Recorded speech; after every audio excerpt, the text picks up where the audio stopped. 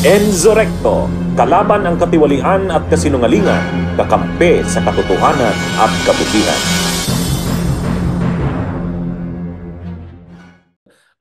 Now, the last point, kamusta si Kiboloy?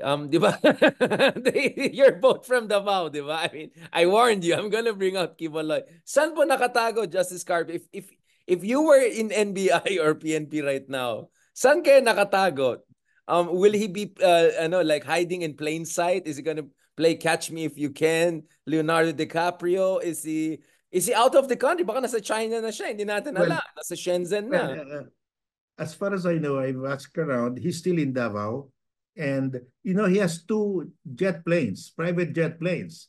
And, but where will he go? He'll probably go to China because that he's sure if he goes to China, he will not be turned over. Pero ano silbi niya sa China? The question is, of course, China is also practical, right? Like if you're gonna take care of Yes, it, you should that's take it. care of what is he China gonna will do for say, China? China will say, we have a hostage here. We will give this to to the Philippines. Mag-exchange program tayo mamaya. Ay, mamaya may So, mga tayo dyan. Pogo that's why guys. I think he's still there, despite the fact that he has the means to get out of the country because he has two airplanes and he has nowhere to go. Yeah. I mean, thank you, Justice Garrett, for giving us hope na baka nasa Davao pa. But I was told na him being him, you know, the whole self-appointed thing with all the charter plane and all, hindi siya makatago sa simpleng lugar. Di ba? Alam natin yung mga ibang fugitives, tago sila sa small apartment, tago sila sa, I don't know, cueva, I don't know, like Saddam, like, I don't know, Gaddafi. Ito daw, hindi ganun eh. Talaga kailangan niya, malamansyon talaga. May the whole 9 yards. Ay, anong psychological understanding mo sa kanya? Well, he needs an entourage kung lalo na ngayon mainit, may magpapaypay sa kanya, no? Exactly. Tapos mag-grape siya ng gano'n. Tapos kakain siya ng grape na gano'n. Yun nga eh, ang pagkaintindi ko sa hindi pwede na yung parang tago siyang gano'n, mga Saddam Hussein, Gaddafi style. Teka, kailangan. Kasi di ba naalan mo, Justice Carter, yung sabi na papayag siya na magpa-hearing sa Senado pag bayaran nila lahat yung chartered plane, yung mga guardian niya. Alam mo, may ano siya, he has to maintain his appearance na he is the son of God. So he cannot he will not allow himself to be treated like an ordinary person. So takot siya na mahuli siya tapos mapusasan siya, hindi siya son of God. He's gonna Kasi, look like he's gonna be fugitive. Yeah, exactly. he has to maintain his aura of that he is the son of God. Diyos ko, dahil mga taong to. But, pero Justice, ako may mga update kayo dyan sa mga Davao contact mo. Pakitext sa akin. Baka may Facebook Live tayong gagawin. Last point on this Kiboloy thing. Anong read mo with Digong saying, wag mo ako idamay. Ikaw yung nasa listahan. But, you know, who knows? Maybe Duterte might end up on a list soon. I mean, hindi kaya, it's... Well, you know, at the end of the day, Duterte is from Duterte. He's willing to drop you to protect his own skin. That's that's the reading of everybody. But since he's the administrator of Ari-Arian ni self-appointed, isn't it a conflict of interest na it's in his interest na ewan ko sa hindi kita kilala, ako na yung administrator eh. I mean, legally speaking, what was that whole administrator position all about? Does this mean he can control all of the assets of Kiboloy? Well, I really don't know how they structured who owns the assets in whose name. Baka may mga corporation sila dyan. We really don't know because if it's a religion, the theory is that it's owned by the members, no? So I don't know because maybe he put it in his name. So hindi natin alam. And what is your take on sinasabi ni, ang pangalan niya, Robin Hood Padilla, na this is a violation of separation of church and state principle, this is unconstitutional, this whole thing about self-appointed?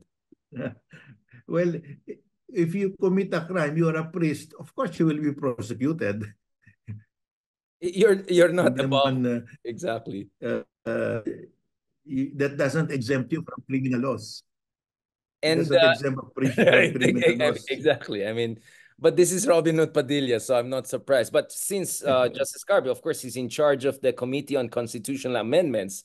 I'm sorry, Justice Carpio, I'm going to defer to him rather than you. It's like he has higher merit than you. So I'm sorry, you know, I have to give it to the guy. I mean, lastly, kanina lang pauwi ako dun sa traffic. Sabi ni Robin Hood Padilla, hindi lang dapat si Duterte yatang kailangan nag-explain. BBM also have to explain. He has to explain to the country ano yung ginagawa niya sa West Philippine Sea. Tapos sabay sinabi niya, we should be unity, we should not question him. What the heck is he trying to do there? Well, I mean, does BBM have to explain what is he doing? You think BBM has any explanation to do, or BBM is doing the right thing and he's just following what the Filipino people want and what's our national interest? Yeah, I mean, I'm happy with what he's doing because that's what I've been saying all along. I mean, you mean Marcos, not Robin Hood Padilla, just to be clear. No, yeah, Marcos. I'm happy with what just in case. Yung kay Robin Padilla, he wants to create a maritime militia. He wants to head the maritime militia. Medyo mala-action star pa rin. Thank you very much. Bawal na yung militia kasi di ba the Constitution has you cannot create. Kaya nga we're winding down slowly the CAF goose. Right. You cannot create a new one. Yeah. And he's the chair of the revision of Constitution and the chair of the Constitutional Committee. Yeah, I mean, this is of course, after all, this is Robin Hood Padilla. Sino yung mga magaling natin mag-swim na community? Is it the Bajau community? Ano yung magaling mag-swim na matagal sa tubig? Bajau, di ba? Baka may proposal sila daw mag- Yeah, mga Bajau. Sila yung mag- Oo. Yeah. Walang no match ang China pag Bajau ang kalaban mo. Mahilig yun. You throw the coin, they will dive for it. Exactly. I'm telling you, pag Bajau ang kalaban ng Chinese Coast Guard, good luck sa China.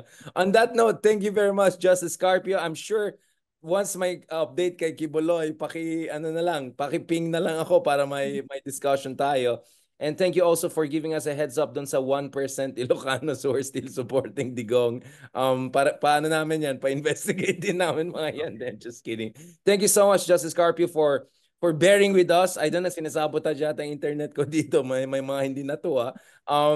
But I hope we can continue this conversation soon. Maraming salamat, Justice. Have a good evening po. Okay, good night. God bless po. Bunyog, halikan na kasama ka. Bunyog, kapag buklod ay may pag-asa. Luzon, Visayas, Mindanao, isa ang pananaw. Sa bagong Pilipinas ang bunyog isisigaw. Bunyog.